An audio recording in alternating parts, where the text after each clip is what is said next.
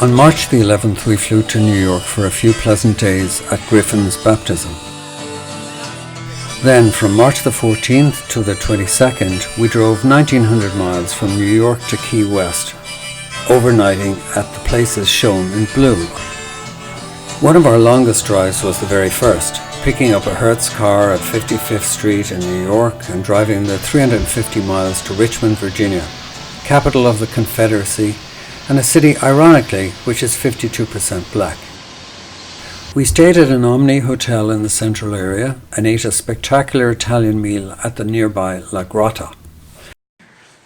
The next morning we visited the beautifully restored Thomas Jefferson designed Virginia Capitol building and stood at the spot where Robert E. Lee accepted command of the Army of Virginia.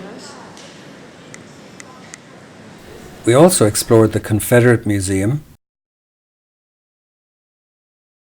the Confederate statues on Monument Avenue, and finally we visited St. John's Episcopal Church, where Thomas Paine gave his famous Liberty or Death speech. Next we fulfilled a long-held wish and drove 90 miles west to Appomattox, scene of Lee's surrender to Grant. Appomattox looks, as it was at the time, a village of perhaps 30 buildings. After the fall of and burning of Richmond, Grant chased and finally cornered Lee a week later in this little place. Even in that last week of pursuit, over 18,000 men died in a series of large and small actions.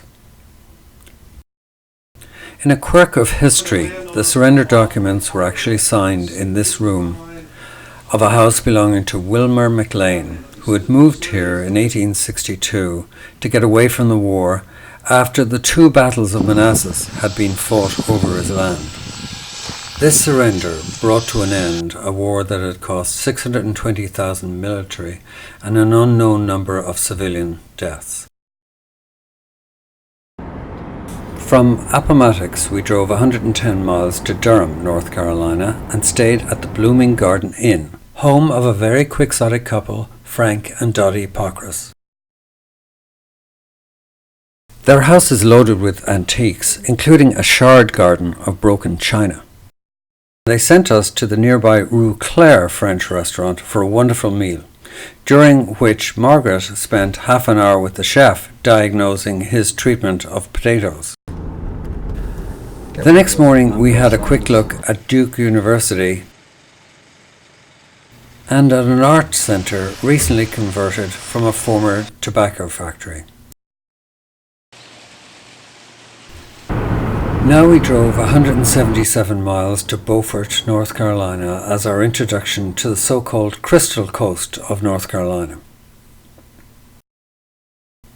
Beaufort, established in 1709, is beautifully restored, with many lovely houses along the water and an old graveyard containing many interesting graves, including amongst others Captain Otay Burns, shown here, who is claimed to have captured $2 million worth of plunder from the British in one raid. One of the other notable things we saw was this house, reputed to be that of Blackbeard the pirate, who lived in these parts. Now we drove the real Outer Banks along Indian Beach and Emerald Isle. We can say we did it. But frankly, it was quite like the Jersey Shore last year. Very developed, and even on very narrow strips, actually hard to see the sea. We did have one bit of excitement on this leg though. The GPS directed us to a point where 50,000 Marines in Camp Lejeune insisted there was no through road through their camp. So we bid a rapid retreat in the face of all that firepower and got to Wilmington by a longer route. On the retreat, we happened to see, fortunately in the other direction, the longest traffic jam we saw on the whole trip, more than 10 miles long. Wilmington, North Carolina is a nicely restored city, but well known to us because of numerous trips to the nearby Pfizer Southport plant. So we checked into the Charlie Chaplin suite at the Wilmingtonian and had a very nice dinner at the Riverboat Landing restaurant in the company of a waitress whose Marine boyfriend was in Afghanistan. and all in the shadow of the battleship USS North Carolina. Pre-road morning coffee was served by a group of St. Patrick Day leprechauns. Then we headed towards Charleston, South Carolina, 168 miles down the road, but found an extraordinary treasure 80 miles north of Charleston.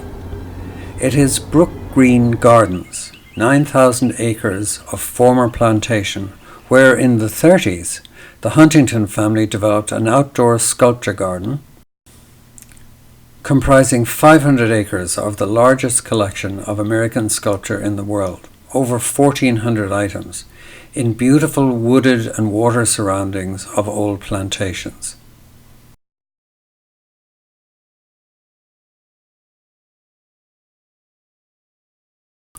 This place is truly beautiful and merits more time in the future. So on we went to Charleston. Another long-held wish got fulfilled when we took the ferry to Fort Sumter, where the first shots of the Civil War took place. So between our visits to Appomattox and Fort Sumter, we visited the sites of the first and last shots of the Civil War. This is Major Robert Anderson, who on April 13, 1861 surrendered the incomplete and understaffed fort after 34 hours of Confederate bombardment.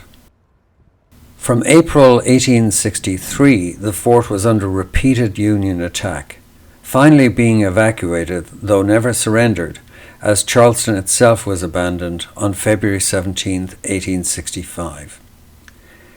This is Anderson's flag, which flew over the fort under that first attack, and this is the flag raising, at which the same flag was raised with Anderson again present exactly 4 years after the surrender, and in a final historical quirk, the very day of Lincoln's assassination. Charleston is a beautiful, archetypical southern city, and we couldn't possibly do it justice here. A great account of the character and old class distinctions of Charleston is to be found in Charles Corralt's America. But here's a nugget which may sum up the old-fashioned gentility of the place.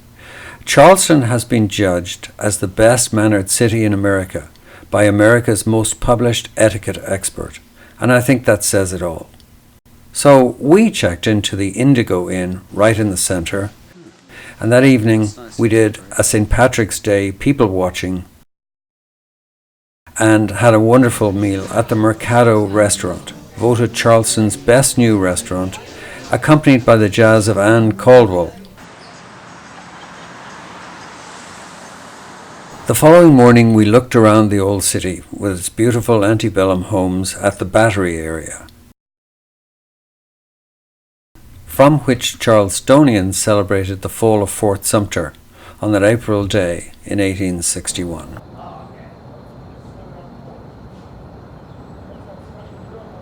A quick reminder of where we were at this point, more than halfway on our route to Key West. We were now headed to Cocoa Beach, Florida, 400 miles down the road, where the plan was to overnight close to the Kennedy Space Center, where we intended to spend some time the next day. But first we decided to detour briefly to Savannah, Georgia. Savannah, too, is a steamy, tree-lined, old-style southern city. It's not widely known, but for reasons not fully understood, Savannah has the second largest St. Patrick's Day parade in the United States. You can't even get into the city unless you reserve accommodation 2 years in advance. So we wanted to check out how Savannah had survived yesterday. And as you can see from the foregoing, it turned out pretty well. We had 2 other missions in Savannah. One was to visit the site of the book Midnight in the Garden of Good and Evil, which you remember is based on a true story. And here is the house where all those awful events took place. The second was to visit the world-famous Harris Bakery, which we did, and here's the evidence. But we still had over 300 miles to go, so off we headed to Cocoa Beach. And got there about 4:30, where we checked into the inn at Cocoa Beach. Cocoa Beach didn't have a lot to recommend it except a nice beach. We ate Thai at the suitably named Thai Paradise, and I had a nice run on the beach in the morning. Then we were off to the Kennedy Center. I think we offended the lady at the ticket office by suggesting we could only spend 4 hours at the center. We took the bus tour and got an overview.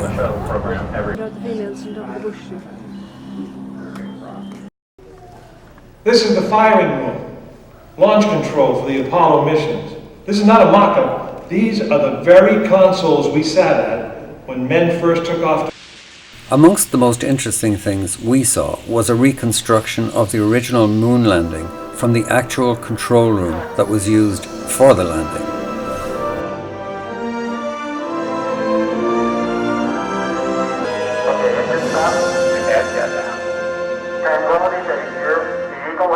I had stayed for only 1 day, but over the next 3.5 years, 5 more Apollo missions visited the moon, and with each one... And we got an opportunity to examine close up the largest rocket ever made, the mighty Saturn V, on which a total of 27 men journeyed to the moon and back. And we saw lots of other stuff. Kennedy Center is 32 miles long and covers over 200 square miles. As a result, it's also a nature preserve, and we actually saw wild alligators, manatees, and a great variety of birds while we were there. Then, one more time, it was time to hit the road, this time for West Palm Beach, 152 miles down the road. Oh, it's a fire in the... In West Palm, we checked into a Hampton Inn hotel, headed downtown to the rather smooth city centre, had a Ruth Chris meal, here's the evidence, and looked around for the night action but didn't actually find any. Disgruntled with the lack of action, we just turned in. After Mass the following morning, we ogled some pretty amazing houses around the Ocean Boulevard area. Many of them had very high fences to keep the likes of us from looking at them, but what we saw were truly amazing. Then we hit the road to South Beach, 77 miles away, because we were on a mission to eat at A La Folle, where, as the guidebook says, the left bank made a wrong turn and ended up in Florida. We found it and enjoyed crepe Suzette. Then we explored South Beach briefly, said goodbye to our new Russian friend, and headed for Key West, 300 miles to the south. The Florida Keys are an archipelago of 4,500 islands, formed by exposed ancient coral. Originally they were accessible only by ship, but in the 1910s, Henry Flagler developed a railroad with associated bridges to Key West. A 1935 hurricane destroyed some of the railway, which was never rebuilt as it has proven uneconomic. However, much of Flagler's railway remains visible today.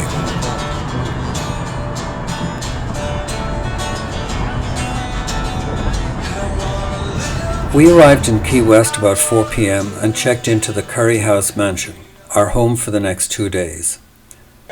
This house is on the National Register of Historic Places, formerly the home of the first Key West millionaire who made his fortune salvaging shipwrecks. In Key West, we did the required things. We visited Sloppy Joe's and Captain Tony's bars, Hemingway's favourite watering holes. We saw the dusk with the crowds at Mallory Square.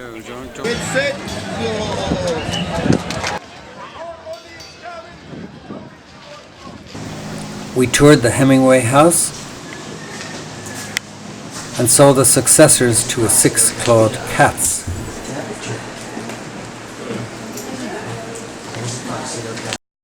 We toured the Little White House, where Harry Truman spent more than 150 days during the 2 terms of his momentous presidency. We ate in Caroline's on Duval Street, where I got great jambalaya. and at Pepe's on Caroline Street. We did a fascinating walking tour where we were introduced to many things about Key West, but notably the trees.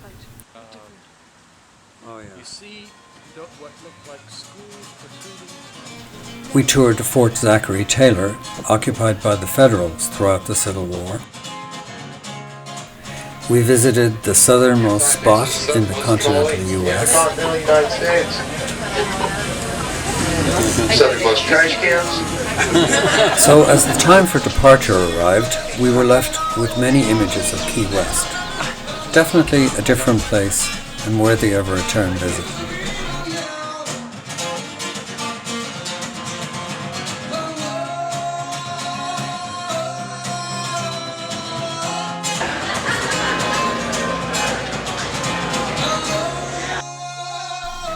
The Garmin said that with all the detours we had covered 1,936 miles, but it was worth every one of them.